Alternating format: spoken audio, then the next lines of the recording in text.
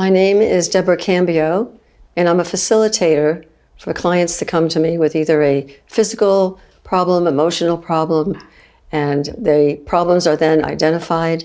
Once they're identified and acknowledged, we go into a healing technique, which can vary from different modalities, anything from chakra balancing to color therapy, sound therapy, and many others, according to the individual's needs, so that they can then move on fulfilling their potential and purpose. Growing up, I was raised an Episcopalian, practiced until I was 18 years old. I then realized that it just wasn't resonating with me any longer and went on my own journey of some sort of energy. I wasn't quite sure what God was anymore until about 10 years later, I met an Islamic family, a Muslim family, and then changed my religion to Islam and learned a lot about that religion. And after about 10 years of practicing that, I learned that it was a little too confining for me, and I then decided I'm a spiritualist. I'm one that believes in all religions and that they all have a common goal. They just have different ways of expressing and worshiping. What attracted me to what I do now was an evolutionary process. I was originally a massage therapist, and I started hearing messages for the people that were on the table for me, and it taught me to listen to my voice, not my voice, but the other voices, the spiritual guidance for messages for the people on the table, and that took me into a whole nother world where I'm practicing what I do now. Modern medicine today, in my opinion, does not treat the whole individual. They treat the symptom. And in order to really heal someone, you have to really look at the mind, the body, the emotions, and bring it into a balance and recognize that these are the ways of the future, that we cannot just treat a symptom any longer. Some solutions to this problem could be training our medical doctors in a different way, opening their minds and to the different modalities of energy and all the techniques that worked long time ago in the 20s, the 30s, that were curing cancer and all those kinds of diseases, to then realize what is actually going on with a dis-ease, if they could look at the whole picture. So I think training them differently would be very helpful. Again, everyone has their specialties. You know, if you go in for some kind of a symptom, you've got this specialty, this specialist, and they don't even talk to one another. So it's really broken. The system is really broken. The origin of ill health, in my experience, is that when you have a dis-ease, you have an emotion that you're attached to. And when you're attached to this emotion for a length of time, it then manifests into the cellular level and becomes a dis-ease.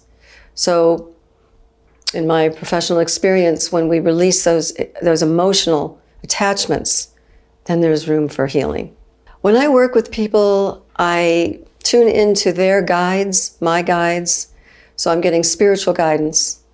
I'm hearing intuitive direction, and I will scan the body for their chakras, see if anything's out of balance there.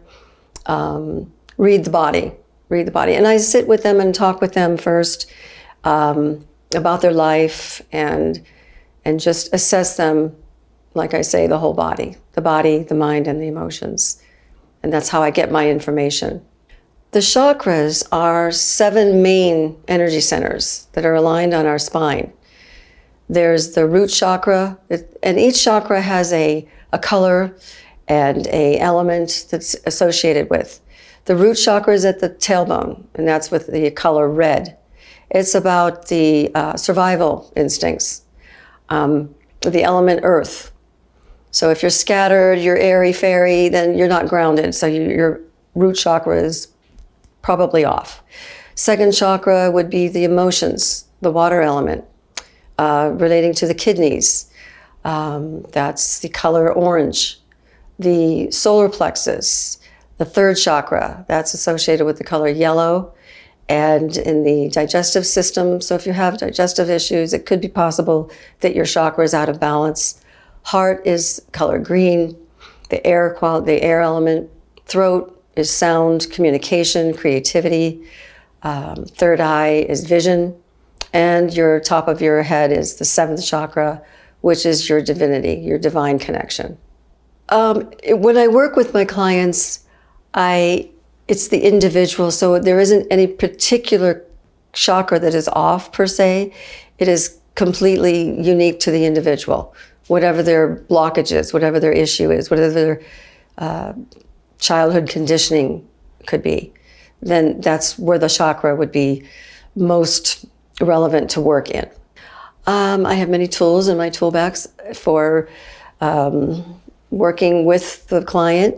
I have shamanic background, so we'll do journeying or visualizations, other techniques that help the client go inward, go really inward, and that's really important for healing, is to go in and trust your instincts and trust your gut feelings, trust what's going on in your heart. I do color sound therapy. Again, it depends on the individual. Sometimes I'll do body work. Wherever the body leads me, I go. Energy is a frequency and a vibration, and it's everywhere. It's in nature. It's in the rocks. It's in the plants. It's in the animals.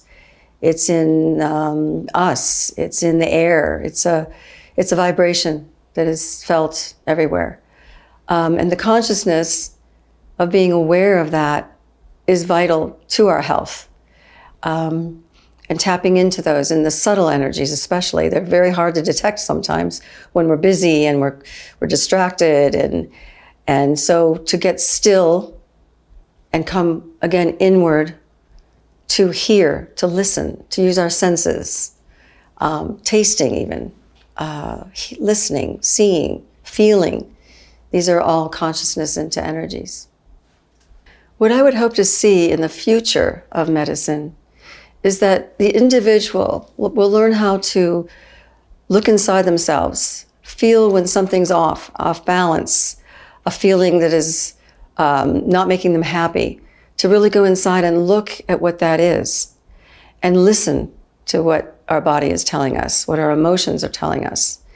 And I have a quote that if you don't listen to the whispers, you get the nudges. And if you don't listen to the nudges, you get the hammer. And the hammer is not necessary. If we do learn to trust our instincts, to trust what we're hearing, we can avoid those diseases. But I would love to see the main medical getting more into the energy work and trusting that these are valid techniques that work. And again, to treat the whole body, the mind, the body, and the emotions. The role of love in self-healing is really everything. The energy and frequency of love, according to many, is the highest that you can have. And because we are energetic beings, that frequency is really important. That feeling of love, when you're first in love, and you get that sense of ecstasy, it diminishes after a while. But does it have to diminish if we're conscious, if we're constantly checking in with ourselves? Can that stay consistent? And that would totally be a practice. There's no doubt about that. But it can be done because we learned how to ride a bike, we learned how to write and make sentences and speak, and it's all practice. So if we can practice love, energy, it's optimal for our health.